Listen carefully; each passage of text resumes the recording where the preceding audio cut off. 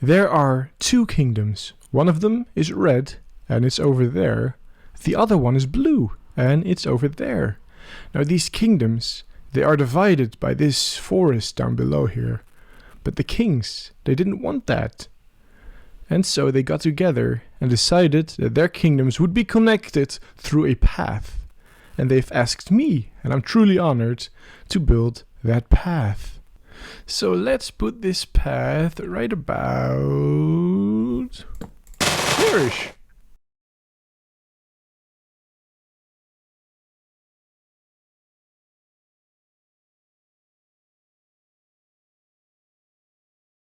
Yeah, that's far enough. Let's try that again, shall we? The simple truth is you can just bulldoze a path from one place to another, but that isn't a path, that's a road, and roads are boring. A path is full of surprises. You never know what you might come across around the next bend. See, a path moves with the land. It goes up and it goes down, it goes through twists and turns. But more than anything, a path tells the story of everyone that's traveled through the area. A path is the culmination of millions of footsteps traveling in the exact same direction, or opposite direction for that matter. And because the path goes where the people go, it follows the path of least resistance. People will avoid holes, for example, and so it will go around the holes. If there's an obstacle in the road, it doesn't go straight through, because this is just weird. You don't do this. Typically, I'll start making my paths by just start marking them out a little bit. Just a tiny little line of path going roughly in the direction I want it to go. And I'm just kind of looking for holes in the path. For example, I could have gone that way, but here I'm seeing a nice little gap to squeeze the path through. And there you go, there is another obstacle. How do we go about doing this? We don't really want to go up because there's some resistance there. We don't want to go here because there's some resistance here. Though I suppose looking from up here, it might be worth going up anyway and then making a little bit of a bridge over there, or maybe just filling in the land. We have a couple of options here. There we're going to cut right through this field of flowers, up the hill. Yeah, that should be alright, I think. Though in some cases it's okay, of course, to cut down a tree. And in this case I'm choosing this one because that might give us a nice view of this area over here. With the little bee, that looks so peaceful, doesn't it? And then over here we might just actually just go down and then back up again. Just to see where it will lead us. I do think it's kind of cool to have this large tree over here, kind of overhanging the path. That might make for a really nice atmospheric detail. And then of course in some cases I just fill in the land a little bit, just to help make the transition up and down a little bit smoother. Just a little bit. And then I can continue down my path again. Trying to aim for the castle over there. Oh no, we're coming up on another obstacle. Whatever shall we do now? Well, actually, let's just go around.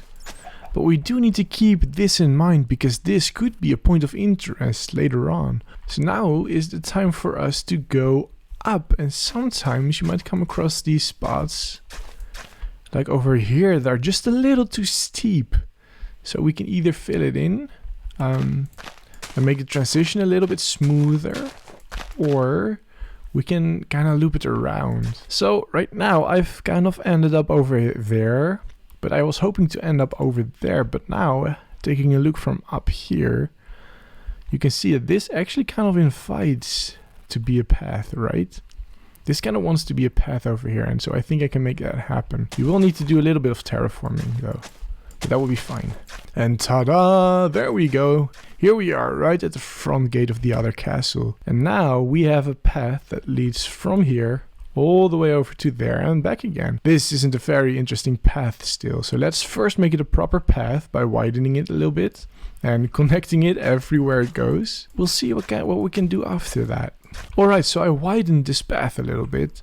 We have over here at the gate, there's of course going to be a lot of people coming in and out of the castle, so there will be a lot of footsteps.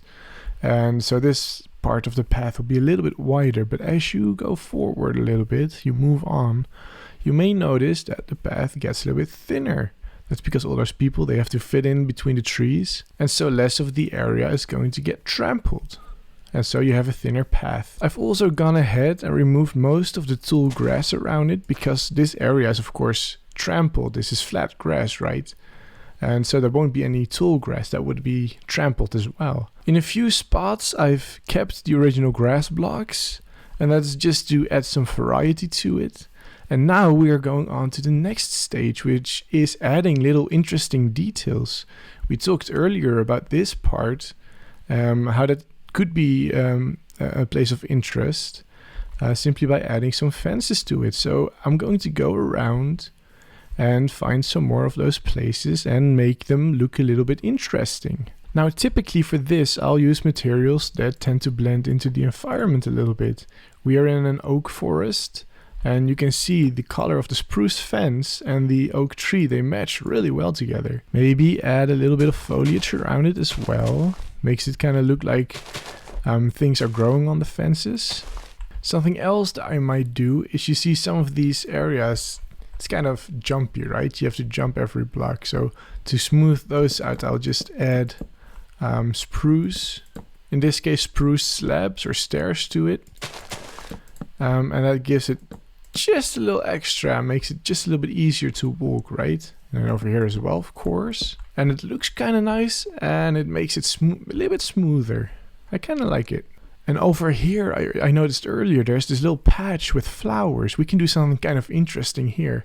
Of course, they're not going to be staying on the road, but maybe we can make some interesting display. So let's have a look. Look, that's kind of nice, isn't it? A little flower display right on the side of the path. Alright, another thing. As you might have caught on, I really love working with the path block. But as you can tell, it's a little bit smaller than regular blocks. You can see just a little bit of the side of this block over here. And that also means that over here you're going to see dirt. And if there is something I absolutely, truly, properly hate in Minecraft and paths, it's when you see that. Because this is a big structure, right? It's supposed to look very strong, and it's supported on dirt. And you can see that. That really bothers me. So typically, what I'll do is I'll go around replacing all of this with the material it's supposed to be. And if it's just a little bit easier, you can just get rid of the block. You don't have to squeeze through to that pixel. Of course, you can just break it and then replace it when you're done. This, of course, also goes for paths, for these spruce slabs over here. You can see the little dirt right below it, so I personally like to replace that with spruce. The same, of course, applies to trees. This is supposed to be something that's deeply and strongly rooted into the ground, yet you can see the dirt below. Oh, the same goes over here. You can even see it on this side. Oh no, this one too. Typically, I will spend hours going through the trees in the area. Especially in survival, that's a lot of fun. Replacing everywhere that is supported on dirt, which is over here as well, with just a little log, just to add a little log to it. For me, this sort of thing helps a lot with the immersion of an area. Walking over a path that is properly supported by everything, you don't see any weird details leaking out. It just helps you get into the environment a little bit.